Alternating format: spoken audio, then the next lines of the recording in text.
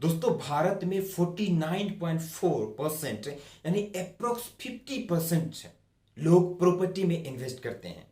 यानी प्रॉपर्टी में career growth opportunity जबरदस्त है, इसीलिए मैक्सिमम लोग रियल एस्टेट ब्रोकर बनना चाहते हैं। इसलिए अगर आप भी रियल एस्टेट ब्रोकर बनना चाहते हैं तो ये वीडियो स्पेशली आपके लिए है, इसे आप लास्ट तक जरूर देखें क्योंकि मैं आपको इसमें बहुत ही महत्वपूर्ण टिप्स देने वाला हूं।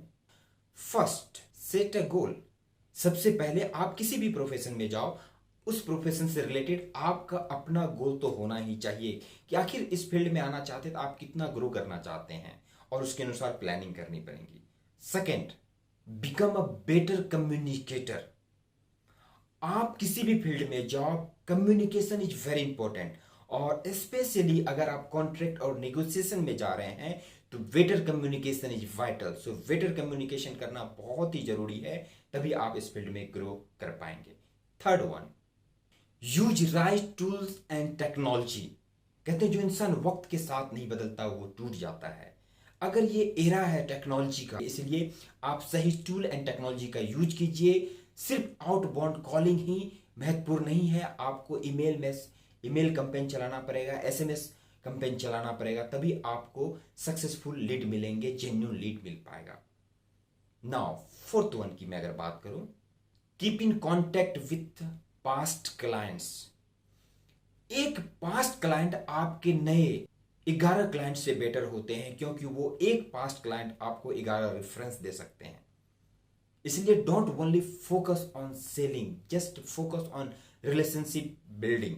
आप जब रिलेशनशिप बिल्डिंग पे वर्क करेंगे तो फिर आपकी कोशिश होगी एक लीड का, लेकिन आपको रेफरेंस के थ्रू 10 लीड्स मिल जाएंगे। फिफ्थ वन जो बात करने वाला हूं उसमें सबसे पहले आपको क्रिएट करना पड़ेगा अपना budget. Having a marketing plan in a place. आप किसी भी फील्ड में जाओ बजट तो बनाना ही पड़ता है, लेकिन आपको खासकर रियल एस्टेट में कोई एक पार्टिकुलर प्रोजेक्ट आया है, उस प्रोजेक्ट में आपको ऐड के लिए कितने पैसे खर्च करना है इसके आपको सही बजट बनाना ही पड़ेगा।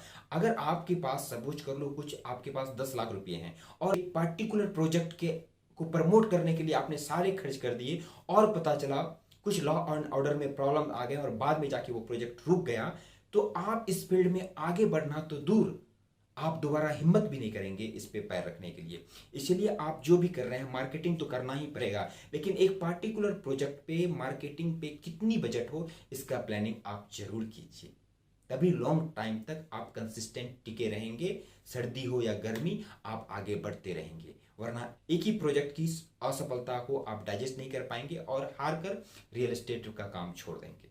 Next, become expert of your field. आप जिस फील्ड में हैं उस फील्ड का पूरी तरह से एक्सपर्ट बनिए, चाहे वो कमर्शियल प्रोजेक्ट पे आप दिमाग लगा रहे हैं या फिर रेसिडेंशियल या फिर जो भी हो, आप उस पर पूरी तरह से आपका कमांड होना चाहिए ताकि जब प्रेजेंटेशन देने जाएं तो आप क्लाइंट को एक एक चीज समझा सकें। And most important point, partner with local agents. आपके जितने भी लोकल एजेंट्स हैं उससे पार्टनरशिप कीजिए क्योंकि हर जगह आप खुद से चीजें नहीं कर पाएंगे। Remember, splitting the profit on a property is better than missing out it all together. इसलिए लोकल एजेंट से आप पार्टनरशिप कीजिए और एक प्रॉपर्टी पे अपने कमीशन को डिस्ट्रीब्यूट कीजिए। Distributed commission is better than missing commission. And the last, find a mentor.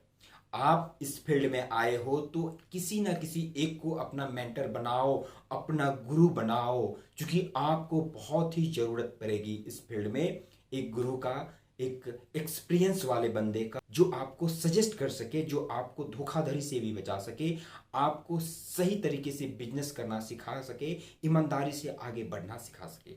अगर इन चुनिंदे 5-6 पॉइंट पे आप ध्यान देंगे तो मिनिमम टाइम में आप रियल एस्टेट में ग्रो कर सकते हैं।